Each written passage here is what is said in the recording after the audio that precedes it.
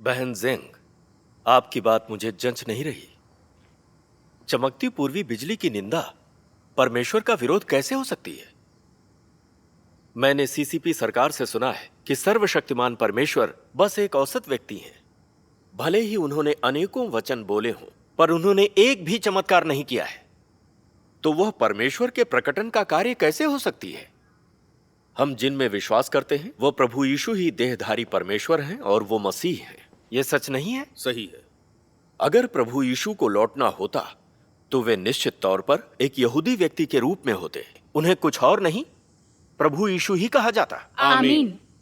इसीलिए मैं ये कह सकता हूं कि परमेश्वर जिनकी चमकती पूर्वी बिजली गवाही देती है, सिर्फ एक इंसान है, परमेश्वर नहीं। आमीन। सर्वशक्तिमान परमेश्वर जिनकी चमकती पूर्वी बिजली गवाही देती है महज एक इंसान है। तो फिर लोग क्यों इस बात की गवाही देते हैं कि वे मसीह हैं और परमेश्वर का प्रकटन है? और सर्वशक्तिमान परमेश्वर ने इतने अधिक वचन बोले हैं। मेरी नजर में ये कोई साधारण बात नहीं है।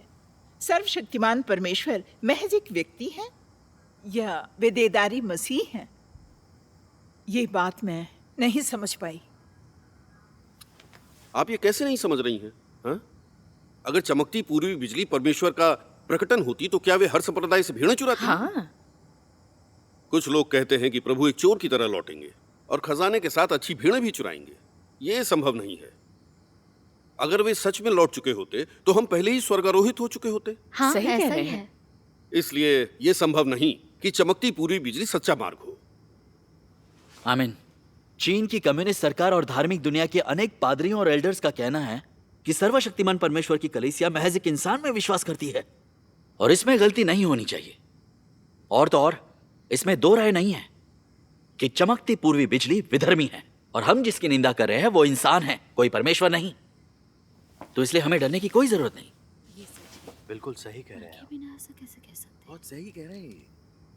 ना तो पादरी गो और ना ही एल्डर वोंग ने चमकती पूर्वी बिजली को परखा, लेकिन वे इसकी निंदा करते हैं। ये ठीक नहीं है। पादरी गु, एल्डर वांग, आपका कहना है सर्वशक्तिमान परमेश्वर की कलीसिया जिनमें विश्वास करती है वो इंसान है, देहधारी परमेश्वर नहीं।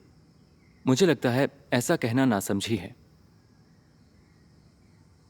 पिछले कुछ वर्षों में हमने धार्मिक दुनिया के पादरियों और एल्डर्स के साथ मिलकर चमकती पूर्वी बिजली का विरोध किया है, लेकिन सच कहें तो हम में से किसी ने भी ना तो सर्वशक्तिमान परमेश्वर के अंत के दिनों के कार्य की जांच की है, ना ही हमने सर्वशक्तिमान परमेश्वर की कलीसिया से किसी को भी हमारी कलीसिया में सर्वशक्तिमान परमेश्वर की गवाही देने के लिए आमंत्रित किया है। हमने बस चीन की कम्युनिस्ट सरकार द्वारा सर्वशक्तिमान परमेश्वर की कलीसिया की उन्मादी एक तरफा बातें सुनी है और यूं ही तय कर लिया कि सर्वशक्तिमान परमेश्वर की कलीसिया एक औसत व्यक्ति पर विश्वास करती है।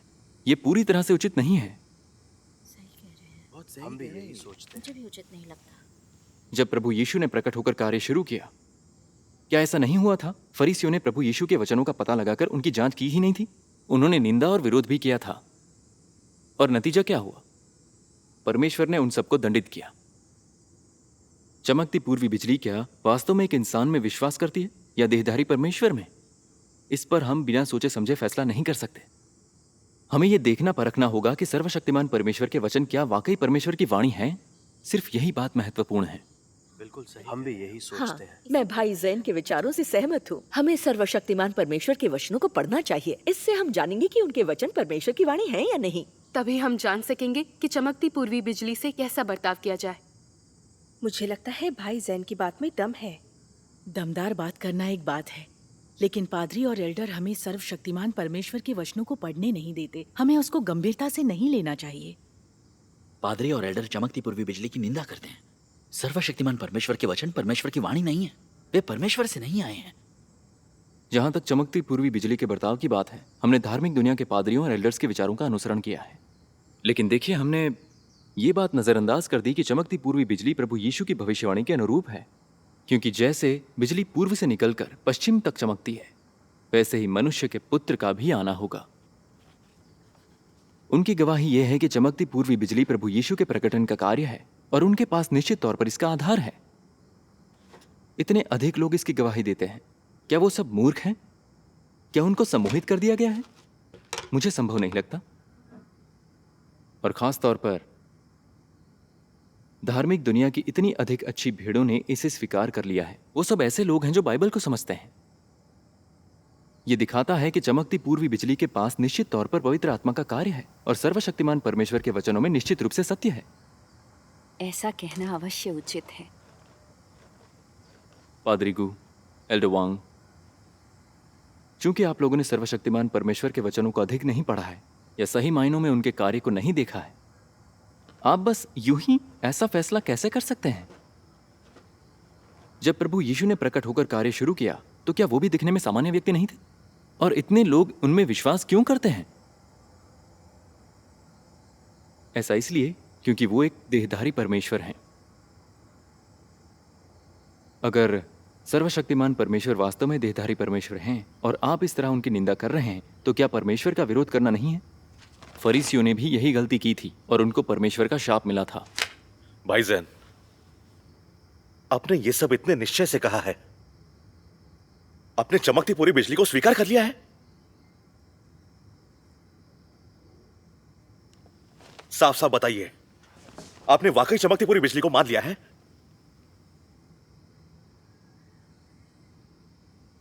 बात ऐसी है कि मैंने चमकती पूर्वी बिजली को स्वीकार नहीं किया है। मैं फिलहाल उसे परख रहा हूं। ये अच्छी बात है। बिल्कुल सही कह रहे सबको हैं। परखना चाहिए।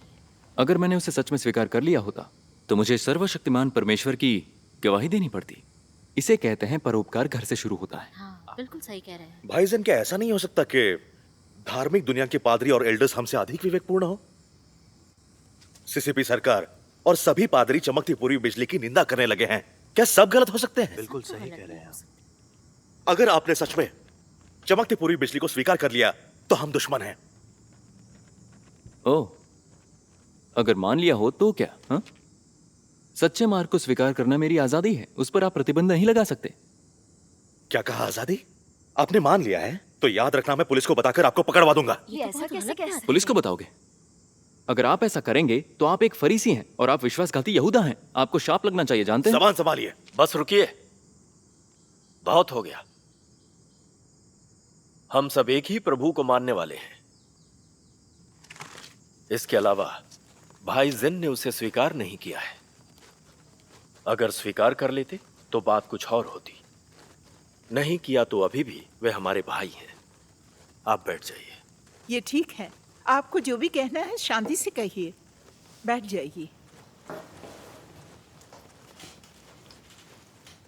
चमकती पूर्वी बिजली गवाही देती है कि सर्वशक्तिमान परमेश्वर देहधारी परमेश्वर है। ऐसे वचन बाइबल में नहीं दिखते। चमकती पूर्वी बिजली अगर सच्चा मार्ग भी हो तो भी मैं उसे नहीं मानता।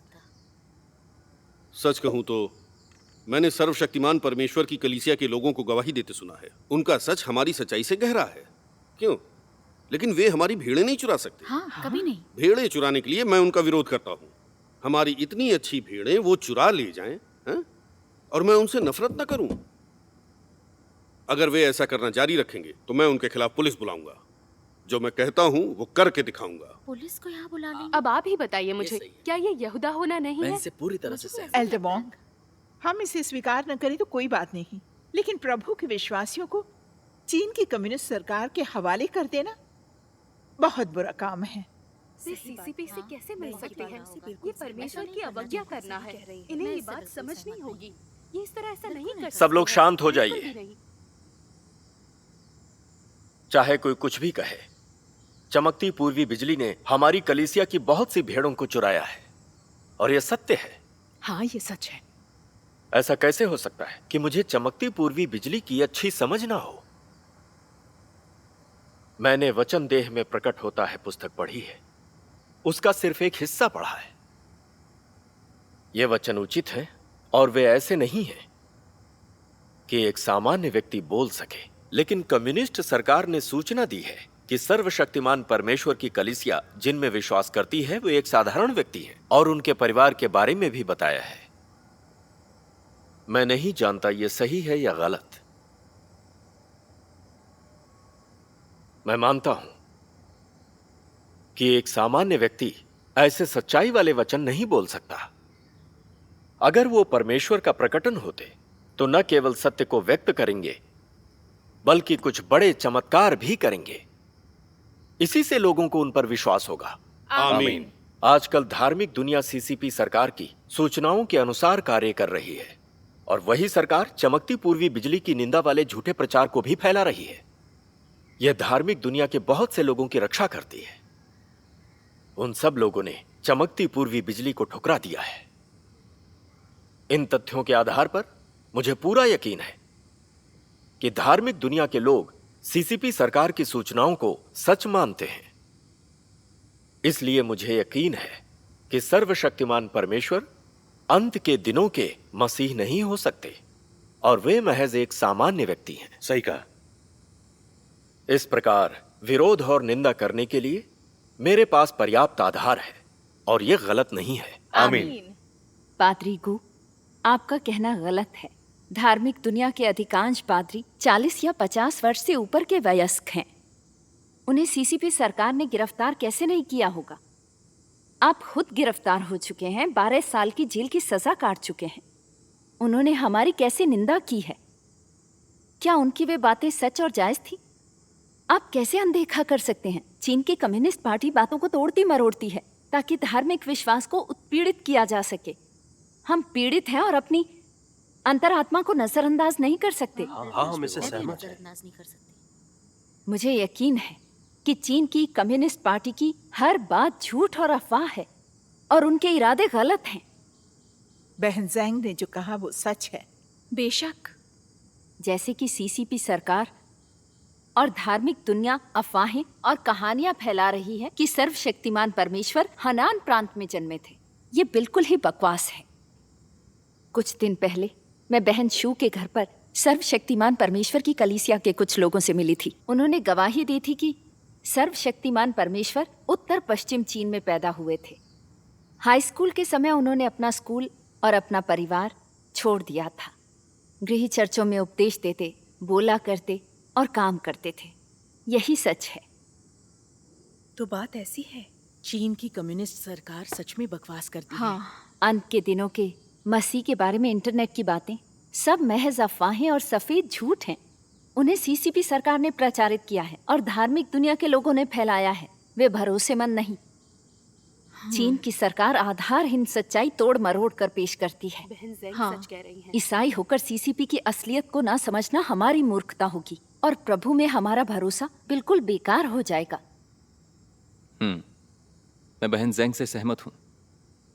हम सब जानते हैं कि जब प्रभु यीशु ने प्रकट होकर कार्य करना शुरू किया तो उनके स्वीकार करने वाले लोगों में किसी ने उनको इस आधार पर स्वीकार नहीं किया कि रोमन सरकार या यहूदी धर्म के मुख्य पादरियों और धर्मशास्त्रियों ने ऐसा कहा था। जिन लोगों ने मुख्य पादरियों, धर्मशास्त्रियों और फरीसियों को सुना, वो सिर्फ प्रभु यीशु को ठुकराकर उनकी निंदा करते थे। सही कह रहे हैं। जिन्होंने प्रभु पर सचमुच भरोसा किया, उन्होंने उनके वचनों और कार्य के आधार पर ही उनका अनुसरण किया। हाँ, हमें इस पे गौर करना चाहिए। सही बात है। अब जब हम सच्चे मार्ग की पड़ताल कर रहे हैं, हम चीन की कम्युनिस्ट सरकार की अफवाहें और झूठी बातें कतई नहीं सुन सकते और पादरियों और एल्डर्स की विधर्मी बातों के आधार पर अपनी राय नहीं बना सकते। सच्चे मार्ग की जांच परमेश्वर की वाणी सुनने में ही है। हम ऐसे में तय कर सकेंगे कि परमेश्वर ने क्या यही व्यक्त किया था, क्या यही उनका कार्य है। बहन ज़ैंग, भाई ज़ैन, आपका संगति संवाद अद्भुत है। सर्वशक्तिमान परमेश्वर की ऐसी गवाही देने का चमकती पूर्वी बिजली के पास अवश्य कोई आधार होगा। क्या सर्वशक्तिमान परमेश्वर वास्तव में अंत के दिनों के मसीह का प्रकटन है? इस पर बिना सोचे राय नहीं दे सकते। ये एक गंभीर मामला है। मुझे लगता है कि जब प्रभु यीशु देहधारी होकर प्रकट हुए और कार्य किया, तब बाहर से दरअसल वो महज एक इंसान थे, लेकिन उनमें जीवन के रूप में पवित्र आत्मा था। उनके वचन और कार्य सब पवित्र आत्मा के अधीन थे। भले ही वे बाहर से एक देहधारी सामान्य व्यक्ति थे, उनका सार दिव्य था और उन्होंने पवित्र आत्मा का कार्य धारण किया था। बिना विचारे हम अपनी राय कैसे दे सकते हैं? वो यहूदी मुख्य पादरी, धर्मशास्त्री और फरीसी जानते थे कि प्रभु यीशु के वचन और कार्य में अधिकार और सामर्थ्य था, लेकिन सच तो ये है कि वो उनको बिल्कुल भी स्वीकार नहीं करना चाहते थे। उन्होंने कहा कि प्रभु यीशु एक मनुष्य थे। उन्होंने कहा, क्या ये बढ़ई का बेटा नहीं? क्या ये नासरी का यीशु नहीं है, जिसके माता पिता को हम जानते हैं? तो वो कैसे कहता है कि मैं स्वर्ग से उतरा हूं? और अंत में उन्होंने प्रभु यीशु पर ईश निंदक होने का आरोप लगाया और फिर उन्हें सूली पर चढ़ा दिया। इस कारण से वो विपदा आई जिसमें इजराइल का नाश हो गया और फिर आई 2000 साल की गुलामी। एकदम सही बात है। अब चमकती पूर्वी बिजली गवाही देती है कि देहधारी सर्वशक्तिमान परमेश्वर अंत के दिनों के मसीह हैं, कि वो प्रभु यीशु का प्रकटन है। हमने ना तो इसको खोजा है, ना इसकी जांच की है। लेकिन हम कम्युनिस्ट सरकार और धार्मिक दुनिया के फरीसियों के साथ खड़े हुए हैं और सर्वशक्तिमान परमेश्वर की निंदा और तिरस्कार कर रहे हैं। क्या ये परमेश्वर को दोबारा सूली पर चढ़ाने का अपराध नहीं है? इसके परिणाम अत्यंत गंभीर होंगे। बहन शिन, आपकी बात मुझे नहीं जच रही। फरीसी लोगों ने परमेश्वर को सूली पर चढ़ा दिया, और सिर्फ फरीसी ही इस तरह का घिनौना काम कर सकते थे। बिल्कुल। हम प्रभु यीशु में विश्वास करते और हम उनको दोबारा सूली पर बिल्कुल भी नहीं चढ़ा सकते। हालांकि सर्वशक्तिमान परमेश्वर अंत के दिनों के मसीह हैं या नहीं, और उनके वचन परमेश्वर की वाणी हैं या नहीं, हम में से कोई नहीं जानता। ठीक है ना? हाँ। इसलिए हम सर्वशक्तिमान परमेश्वर का विरोध और निंदा चाहे जैसे करें, इसे परमेश्वर को दोबारा सूली पर चढ़ाना तो दूर, इसे उनका तिरस्कार भी नहीं माना जा सकता। ये सही है। आप अंधों की तरह तर्क लगा रहे हैं। क्या आप कह सकते हैं कि सर्वशक्तिमान परमेश्वर मसीह है या वही परमेश्वर है? हम वाकई इस बात को नहीं समझ इस बारे में निश्चित नहीं हो सकते।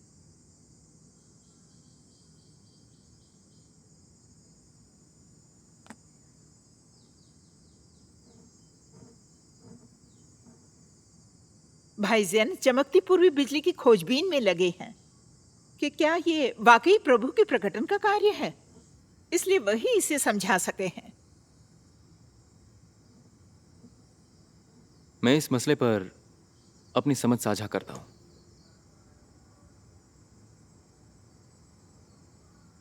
क्या सर्वशक्तिमान परमेश्वर मसीह हैं और क्या वो स्वयं देहधारी परमेश्वर हैं? ये उनके प्रकटन के आधार पर तय नहीं किया जा सकता। वे परमेश्वर का सत्य और उनकी वाणी को व्यक्त कर सकते हैं या नहीं, वे परमेश्वर का कार्य कर सकते हैं या नहीं, वो मूल बात है। बेशक इसी बात पर ध्यान देना चाहिए।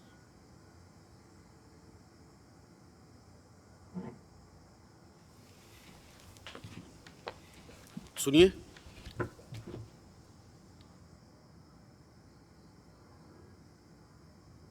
मैं सर्वशक्तिमान परमेश्वर के वचन पढ़ूंगा ताकि हर कोई समझे।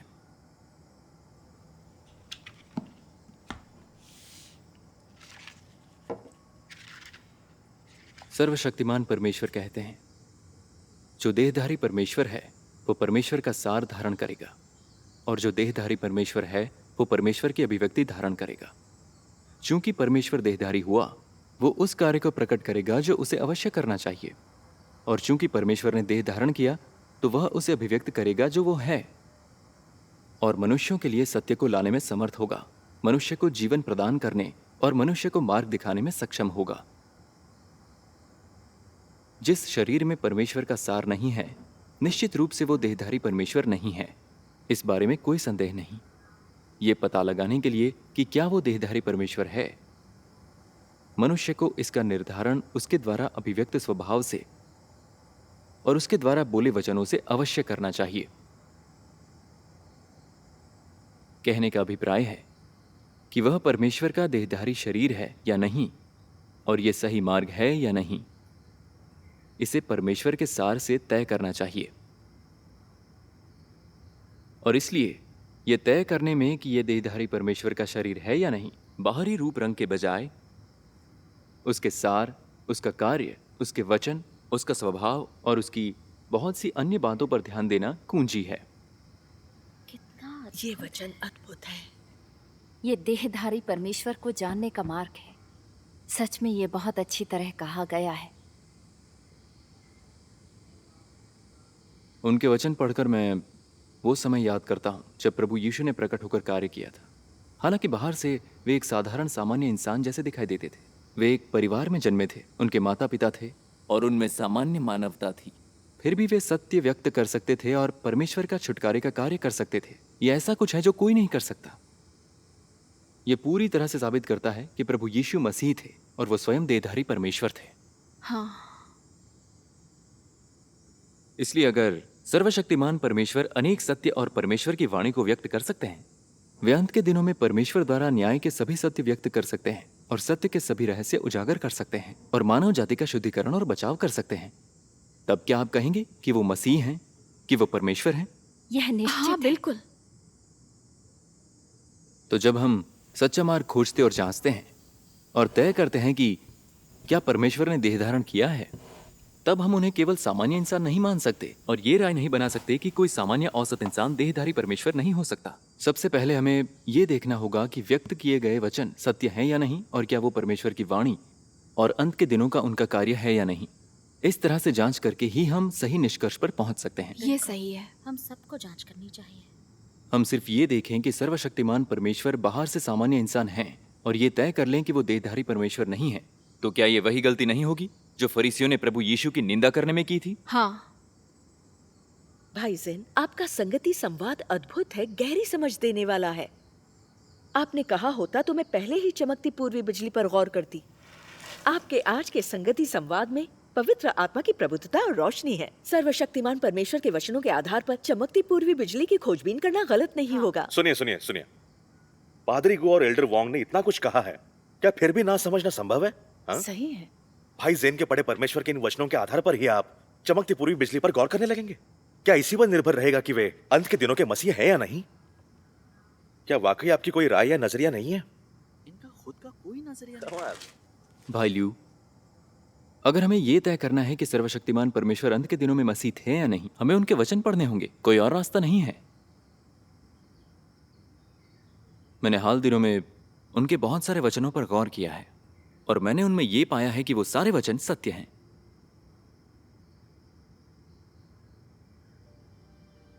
ऐसे कुछ वचन हैं जो हम मनुष्यों के विद्रोही स्वभाव और भ्रष्टाचार का सही खुलासा करते हैं। इतना ही नहीं, ये सब लोगों को विश्वसनीय लगता है। परमेश्वर के वचन मानव जाति को सुकून, प्रेरणा और याद दिलाने वाले हैं, ताकि लोग ये समझे कि परमेश्वर प्रेम से परिपूर्ण है। कुछ वचन ऐसे हैं जो मानव जाति की रक्षा के लिए परमेश्वर के प्रबंधन योजना के रहस्य उजागर करते हैं। उदाहरण के लिए, परमेश्वर की 6000 साल की प्रबंधन योजना का मकसद क्या है? उन्होंने मानव जाति को भ्रष्ट करने शैतान को इजाजत क्यों दी? कदम कदम पर वो मानव जाति की रक्षा कैसे करते हैं? हम परमेश्वर की सराहना पाने और स्वर्ग के राज्य में प्रवेश करने के लिए क्या करें? परमेश्वर कैसे व्यक्ति की रक्षा कर उसको पूर्ण करते हैं और कैसे व्यक्ति को हटा देते हैं? हर प्रकार के व्यक्ति का परिणाम और आखिरी मंजिल क्या है? आदि आदि। सर्वशक्तिमान परमेश्वर ने वे सभी सत्य व्यक्त किए हैं जो लोगों को परमेश्वर के विश्वासियों के रूप में समझने चाहिए। मुझे लगता है ये प्रभु यीशु की एक भविष्यवाणी को पूरा करता है। मुझे तुमसे और भी बहुत सी बातें कहनी हैं, परंतु अभी तुम उन्हें सह नहीं सकते। परंतु जब वह अर्थात सत्य का आत्मा आएगा तो तुम्हें सब सत्य का मार्ग बताएगा,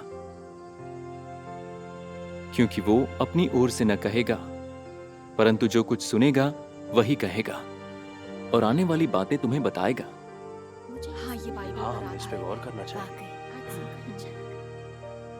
तो फिर मेरे मन में ये प्रमाण है कि सर्वशक्तिमान परमेश्वर प्रभु यीशु का प्रकटन है और वो अंत के दिनों के मसीह हैं। मेरा सुझाव है कि जल्द से जल्द आप इस पर गौर करें और चीन की कम्युनिस्ट सरकार और धार्मिक दुनिया के साथ मिलकर चमकती पूर्वी बिजली का विरोध ना करें, वरना आप स्वर्ग के राज्य के आरोहित होने का मौका खो देंगे। सही है। सही है। भाई ज़ेन, आपने सर्वशक्तिमान परमेश्वर के वचनों को समझा है। मैं सोचती हूँ कि सिर्फ मसीह ही सत्य हैं, और अगर सर्वशक्तिमान परमेश्वर विश्वासियों को समझने वाला सत्य व्यक्त कर सकते हैं तो वे अवश्य परमेश्वर होंगे। वे दरअसल देहधारी मसीह हैं। सही कह रही हैं। अगर हम सीसीपी सरकार और पादरियों की बात मानकर कहें कि सर्वशक्तिमान परमेश्वर एक सामान्य व्यक्ति हैं, वे मसीह नहीं हैं, तो क्या यह शैतान के साथ परमेश्वर को ठुकराना नहीं होगा? हाँ, ये बहुत गंभीर मामला है। सही बात है, बिल्कुल ऐसा ही मामला है। पर कर भी क्या हाँ। सकते हैं? हमें जल्दी चमकती पूर्वी बिजली पर गौर करना चाहिए। हाँ, ये सही है। इन्होंने सही बात कही है। हाँ, हमें इस पे गौर करना चाहिए। हाँ, वही।